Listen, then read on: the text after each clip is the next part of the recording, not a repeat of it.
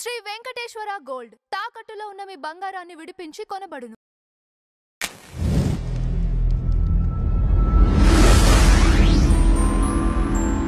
Sir నమస్కారం.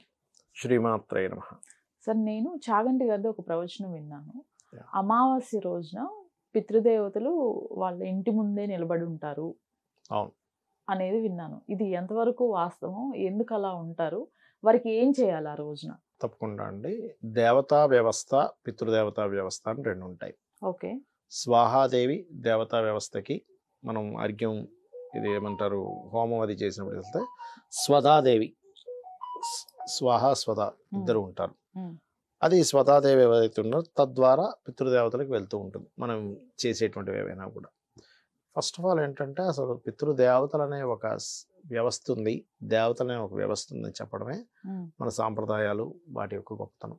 అసలు లేకపోతే తెలియదు కదా. మన మామూలుగా వేరే వాళ్ళందరూ ఏంటంటే దయ్యాలు భూతాలు అనే పాయింట్ ఆఫ్ వ్యూలో మాత్రమే చూస్తారు. దయ్యాలు భూతాలు అంటే కూడా అవేవి కాదు, మన దృష్టిలో ఆ దయ్యం, కానీ ఇంకోటి కదా పితృదేవత.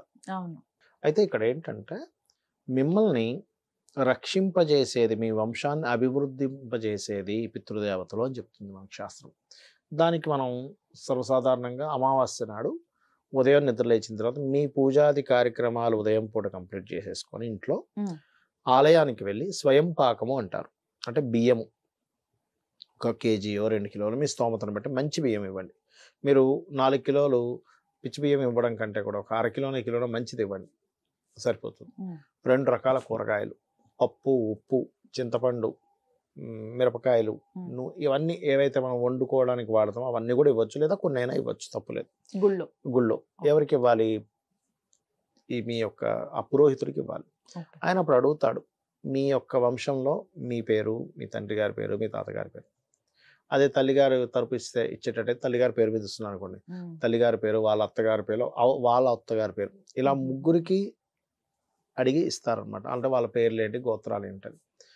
అప్పుడు వాళ్ళకి ఎప్పుడైతే అమావాస్య నాడు ఇస్తామో అమావాస్య పర్టికులర్గా పితృదేవత తర్పణములను వదులుతారు.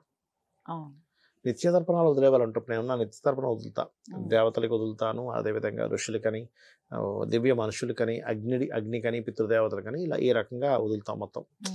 అయితే ఇది నిత్యదేవత తర్పణం వదలడం ఒక ఎత్తు అయితే, కనీసం నీకు అది తెలియదు, కనీసం అమావాస్య నాడు నువ్వు కనుక మీ పితృదేవతల కోసం అని చెప్పి ఇస్తున్నట్లయితే వాళ్ళు ఏ జన్మల్లో ఎక్కడ ఎలాగున్నా కూడా, అంటే వీరు ఒక మనిషి వెంటనే మరణించిన వెంటనే జన్మెత్తాలని రూల్ లేదు. ఆత్మగా ఉండొచ్చు, ఇంకో జన్మ ఎత్తొచ్చు, రకరకాలు ఉంటాయి. ఒక్కోసారి ప్రేతంగా మారచ్చు, ప్రేత జన్మలు ఎత్తుతారు కొంతమంది. వాళ్ళు ఏ జన్మలో ఉన్నా వాళ్ళకి విముక్తి కలగడానికి, వాళ్ళకి ఫుడ్ రూపంలో వెళ్ళడానికి నువ్వు ఇచ్చేటువంటిది వాటి రూపంలో వెళ్తుంది. ఎలా వెళ్తుందండి అంటే రామాయణంలో కూడా ఒక ఘట్టం ఉంది. ఈ సీతాదేవి అడవిలో, అంటే అక్కడ వీళ్ళ వనవాసం ఉండగా దశరథ మహారాజుకు సంబంధించిన ఏదైతే ఎవ్రీ ఇయర్ చేస్తారో ఆ రోజు కొంతమందిని పిలిచి భోజనాలు పెడుతుంది. మనం భోక్తలు అంటాం వాళ్ళని. చూడ్డానికి మనకి వేరే వాళ్ళు ఎవరో వచ్చి తిని వెళ్తున్నట్టు అనిపిస్తుంది, కానీ ఆ వచ్చి తిని వెళ్తున్నటువంటి వ్యక్తిలో ఆ ఆత్మ వచ్చి చేరుతుంది. అతనిలో దశరథ మహారాజు కనిపిస్తాడు. సీతాదేవి కనబడి ఆశ్చర్యపోతుంది, అబ్బా ఏమిటి అంటే ఏమిటంటే మనం అనుకుంటున్నాం ఏదో బ్రాహ్మణుడికి పిలిచి భోజనం పెట్టేస్తున్నామని, ఖచ్చితంగా ఆయన వచ్చి తింటాడు. మనం అనుకుంటున్నాం ఏదో బ్రాహ్మణుడికి ఇచ్చేస్తున్నామని, కాదు. తీసుకునేది అతను ఎవరికైతే మనం ఇస్తున్నామో ఆ పితృదేవత సంబంధించిన వాటికి వెళ్తుంది. ఇది 100% నిజం. ఎందుకంటే మీరు గమనించండి, ఏదైనా ఒక కుటుంబంలో ఇది చాలా రేర్గా చాలా మందికి వస్తూ ఉంటుంది. వాళ్ళకి కరెక్ట్గా పలానా సంవత్సరం, అంటే ప్రతి సంవత్సరం ఇప్పుడు కార్తీక మాసంలోనే ఏ తదియ నాడో లేకపోతే పంచమి నాడో ఒక వ్యక్తి ఎవరు చనిపోయారు. ప్రతి సంవత్సరం కార్తీక మాసం పంచమి, లేదా ఆశ్వీజ మాసం అనుకోండి, లేకపోతే మాఘమాసం అనుకోండి, ఏదైనా మాసం ఖచ్చితంగా వాళ్ళకి ఒక 1 వీక్ ముందో 2 రోజుల ముందో వాళ్ళు కల్లోకి వస్తారు, స్వప్నంలోకి వస్తారు. వచ్చారు అంటే ఇక్కడ 2 సంకేతాలు. ఒకటి, వాళ్ళ తిథి వచ్చింది మీరు పెట్టండి మేము మిమ్మల్ని అనుగ్రహిస్తా అని చెప్పడం. రెండవది, అసలు అలాంటి తిథిలేం లేవు, కానీ వాళ్ళు రావడం, కల్లోకి రావడమే కొంచెం మార్చిన బట్టలతోని కొంచెం బాధాకరంగా వస్తున్నారంటే ఎక్కడో వాళ్ళకి అందవలసినవి సరిగా అందట్లేదని. మూడవది, మీరు బాగా బాధల్లో ఉన్నప్పుడు నేను ఉన్నాను, నువ్వేం భయపడకని చెప్పడానికి కూడా వస్తారు స్వప్నంలోకి పెద్దవాళ్ళు. అది మనం అర్థం చేసుకోవాలి. అలా స్వప్నంలోకి వచ్చిన రోజు ఖచ్చితంగా మీరు వెళ్ళి, అది అమావాస్య ఏది దాన్ని చూసుకోకుండా స్వయం పాకం ఇవ్వాలి.